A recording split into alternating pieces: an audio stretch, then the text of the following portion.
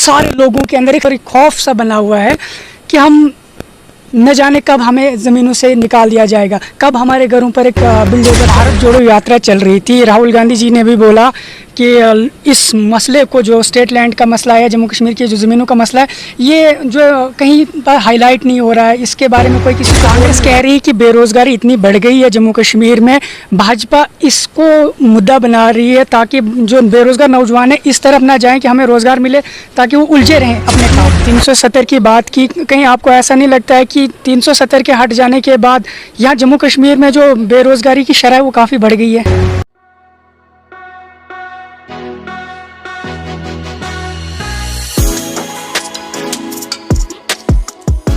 अस्सलाम वालेकुम, मैं अयाज़ अहमद और आप देख रहे हैं JK हिल्स पॉइंट।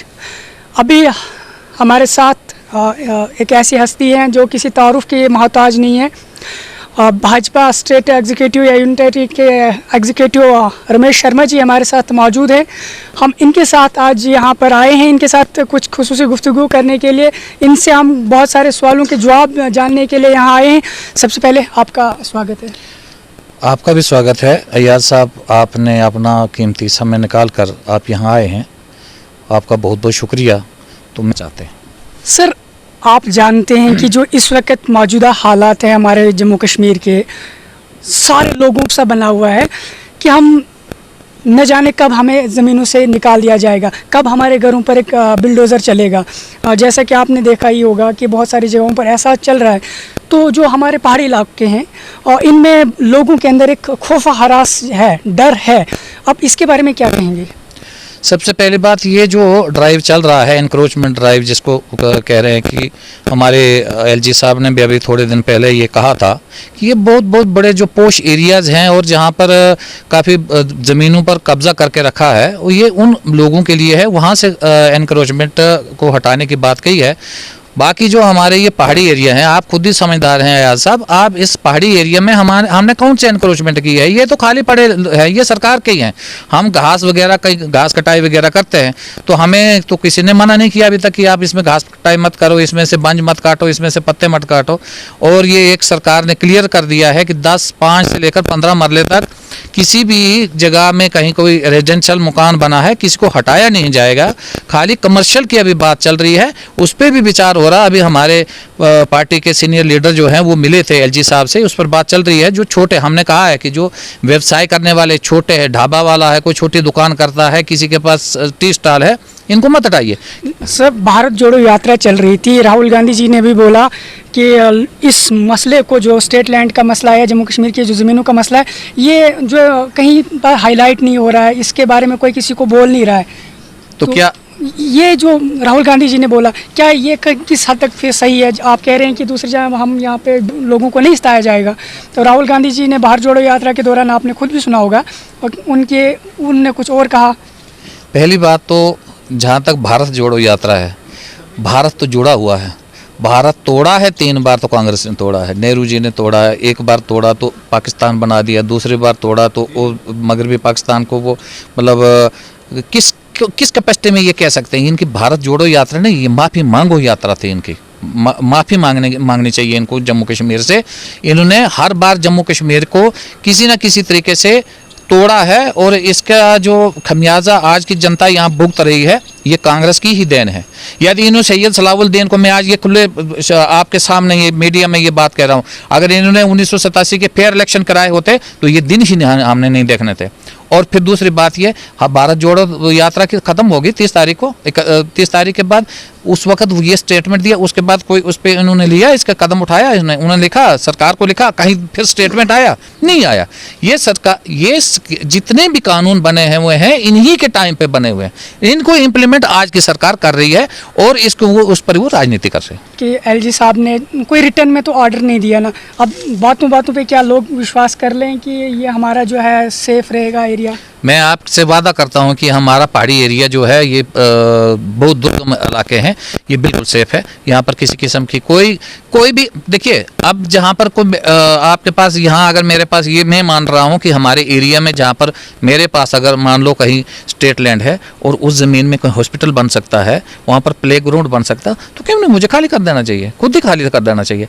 वरना इस पहाड़ी पे इन जंगलों में जहाँ पर सारी घास और दरख्त वगैरह के लिए इसमें क्या करेंगे। कांग्रेस कह रही है कि बेरोजगारी इतनी बढ़ गई है जम्मू कश्मीर में, भाजपा इसको मुद्दा बना रही है ताकि जो बेरोजगार नौजवान है इस तरफ ना जाएं कि हमें रोजगार मिले, ताकि वो उलझे रहें अपने काम में।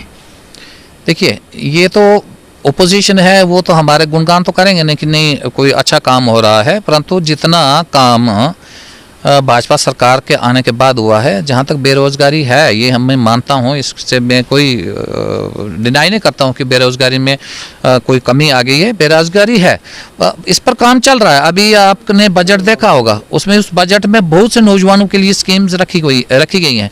अब बेरोजगारी का मतलब ये नहीं है कि सरकारी नौकरी ही मिल जाए, वो उससे बेरोजगारी खत्म नहीं होगी। इसमें बहुत से स्किल इंडिया है, स्टार्टअप है, या दूसरी तीसरे बहुत सी स्कीमें मैं आपको, आप कभी मेरे पास आएंगे मैं आपको पूरी डिटेल दे दूंगा। और इसीलिए मैंने कल ये एक मीटिंग यहाँ पर रखी थी, खास करके मुस्लिम कम्युनिटी के अंदर। ये इसलिए रखी थी मैंने मीटिंग, जिसमें 100-150 लोग यहाँ पर आए थे। तो ये इसलिए है कि हमें आज कोई इलेक्शन नहीं है, मैं कोई इलेक्शन का प्रचार करने नहीं आया था। हमारे प्रधानमंत्री जी जो कहते हैं हम उसी पर अमल करते हैं। उन्होंने कहा है कि आप जो स्कीमें जो मैंने भलाई बहबूद के लिए, आम जनता के लिए, आम लोगों के लिए, आज के नौजवान के लिए जो हमने स्कीमें रखी, क्या हर इंसान तक वो पहुंच पा रही हैं, हर इलाके में ही वो पहुंच पा रही हैं, वो इम्प्लीमेंट ठीक ढंग से हो रही हैं, नहीं हो रही हैं, इस पर ध्यान दो। इसलिए हमने ये मीटिंग रखी थी। हम आपको इन्वाइट करते हैं, आप आइए, आकर इसमें देखिए हमारी सरकार क्या क्या कर रही है नौजवानों के लिए, अनएम्प्लॉयमेंट पर कितना काम कर रही है। इस पे ये सब विषय जो हैं आपको सुनी सुनाई पर एतबार नहीं करना चाहिए, आपको बीच में आकर देखना चाहिए। इसमें आप लीजिए हमसे, इसका हम आपको पूरा डाटा देंगे कि कितनी एम्प्लॉयमेंट मिला, कितना लोगों को इसमें जो जनधन योजना के खाते खुले उसका क्या फ़ायदा हुआ, ये सब चीज़ों का हम आपको बताएंगे तफसील से अगर आप हमारे पास आएंगे। अब बहुत से लोगों ने एक ये हवा बनाया है, 370 हटा दिया, आम गरीब लोगों को इसमें प्राप्त 370 हटने के बाद यहाँ आम आदमी को, गरीब आदमी को, ओबीसी को, एससी को, एसटी को इसमें बहुत फायदा हुआ है। रिजर्वेशन मिल गई एसटी को, ओबीसी को जो आर्डर यहाँ पर लागू नहीं होते थे वो सब एक्ट्स जो हैं वो अब लागू हो रहे हैं। यहाँ पर 3 टायर पंचायत सिस्टम लागू हो गया, 73rd 74th अमेंडमेंट लागू हो गए, तो इससे फायदा हुआ है, पूरी स्टेट को फायदा हुआ।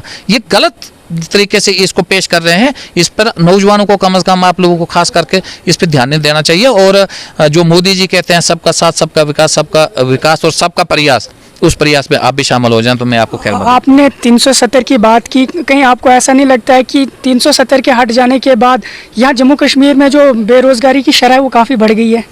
मैंने आपसे पहले निवेदन की कि बेरोजगारी का मतलब ये नहीं है कि सरकारी नौकरी मिल जाए, और फिर भी सरकारी नौकरी कहीं किसी बाहर वाले आदमी को यहाँ नहीं मिल रही है और ना दी जा रही है। जो यहाँ की स्टेट की पोस्टें हैं वो स्टेट कैडर की पोस्टें वो यहाँ स्टेट वालों को मिल रही हैं। इसमें जो बेरोजगारी तब खत्म होगी जब इंसान खुद कमाने के लायक बन जाए। अब कब तक आप रिश्वतों पर काम चलाओगे? नहीं आपको आप सब्सिडी दे देंगे, आज आपको फ्री राशन दे देंगे थोड़े दिन के लिए, यही कांग्रेस करते रहे, तो उससे हमारी बेरोजगारी तो खत्म नहीं हुई। 1950 से ये कांग्रेस का नारा है, रोटी कपड़ा और मकान, कहाँ थे ये जो स्कीमें आज लागू हो गई हैं ये आज तक क्यों नहीं हो सके? ये क्यों नहीं कर पाए? कांग्रेस के दिमाग में कभी नहीं आया कि हम उज्ज्वला योजना को लागू करें। हम अरे मैं सरपंच रहा हूँ, एक मकान 1 रिपेयर 1 साल में आता था, और मैं 5 साल सरपंच रहा था, 5 ही मकान आए थे, उसमें रिपेयर वाला कट ही गया था बीच में से।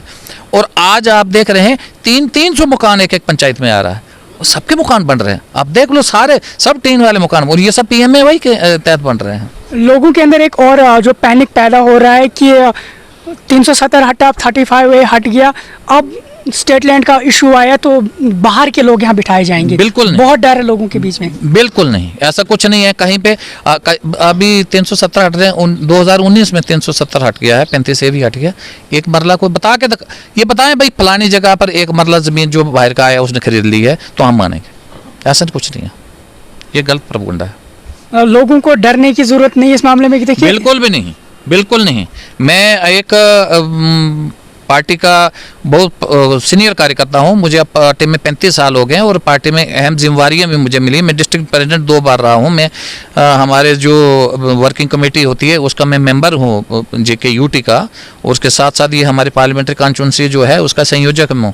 मैं आपके साथ ये क्लियर बात बताता हूँ, हम इन चीज़ों पे बिल्कुल ध्यान नहीं देना चाहिए, और जो मोदी जी का एक नारा है सबका साथ सबका विकास, उस पर ध्यान दे के अपने इलाके की, अपने गाँव की तरक्की के लिए हमको काम करना चाहिए। अरविंदर रैना जी ने कहा था कि लोगों को 35,000 पक्के मकान दिए जाएंगे, लेकिन कुछ अब उसके अपोजिट हो रहा है।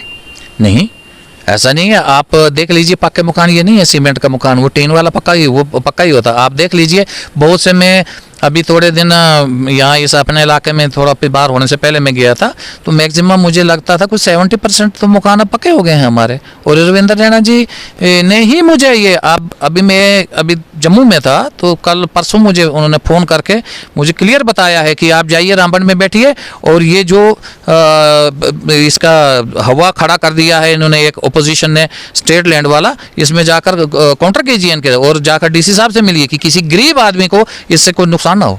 ये मुझे स्पेशली फ़ोन करके उन्होंने बताया है कि आप जाकर रामबन में बैठिए और DC साहब से कांटेक्ट में रहिए, और तहसीलदार वगैरह इनसे मिलकर किसी गरीब आदमी को किसी किस्म की तकलीफ ना हो।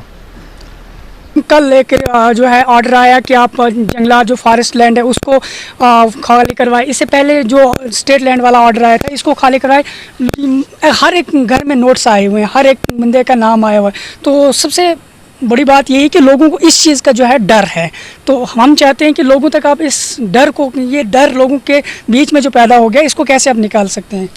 पहली बात यार साहब, हमारे लोगों के पास मुझे नहीं लगता है कि कहीं फॉरेस्ट में इन्होंने कब्जा करके रखा है। फॉरेस्ट में तो कभी छेड़खानी की नहीं है। सिर्फ बात ये है स्टेट लैंड की। और जहाँ तक ये फॉरेस्ट लैंड की आप बात कर रहे हैं, ये फॉरेस्ट लैंड की जहाँ पर है, जैसे आप देखते हैं यहाँ पर पत्नीटॉप एरिया है एक, उस एरिया में हर साल लड़ाई लगी रहती है उन लोगों की, उस फॉरेस्ट लैंड पर लड़ रहे हैं। तो इसलिए सरकार ने कहीं अगर इस किस्म की बात की होगी तो ये यहाँ की हमारे, मुझे नहीं लगता कि हमारे इस रामबन में कहीं ऐसा कोई है उसके सिवा कहीं पे जंगलात में कहीं हमारे लोगों ने कब्जा करके रखा है। जहाँ तक स्टेट लैंड की, मैंने आपको क्लियर बता दिया है कि रेजिडेंशियल मकान को किसी को भी खाली करने का कहीं कोई आर्डर नहीं है, और LG साहब ने क्लियर बता दिया है कि हम जो 5 से 15 मरले तक जिन लोगों के मकान कहाँ है हमारे पहाड़ में, कहाँ 15 मरले में, 5 मरले, 3 मरले में हमारे पहाड़ में मकान बने हुए, किसको हटा रहे हैं? किसी की नोटिस नहीं आई। वैसे ही सरकार ने, अब कोई आर्डर निकलता है तो उसकी इम्प्लीमेंटेशन तो होती है। बहुत ज़मीनों पर कब्जा करके रखा है इन्होंने। एक ये हवा बनाने के लिए आम लोगों का इस्तेमाल, वो खुद पीछे हैं, और आम लोग जो गरीब लोग हैं उनको आगे बहका रहे हैं, उनको आगे निकाल रहे हैं। इसलिए ये सब कुछ दिखाई दे रहा हमें कि हमें कुछ गड़बड़। ये रमेश शर्मा जी थे हमारे साथ जो बातचीत कर रहे थे। इस वक्त मौजूदा हालात जो जम्मू कश्मीर के बने हुए हैं और लोगों के अंदर जो पैनिक है, इस पर हमारी खुसूसी बातचीत हो रही थी कि लोगों को, इनका कहना है कि लोगों को पैनिक होने की कोई ज़रूरत नहीं है, कि इस पर जो सरकार काम कर रही है। फ़िलहाल आप देखते रहिए JK हिल्स पॉइंट। मुझे दीजिए इजाज़त। अल्लाह हाफिज़।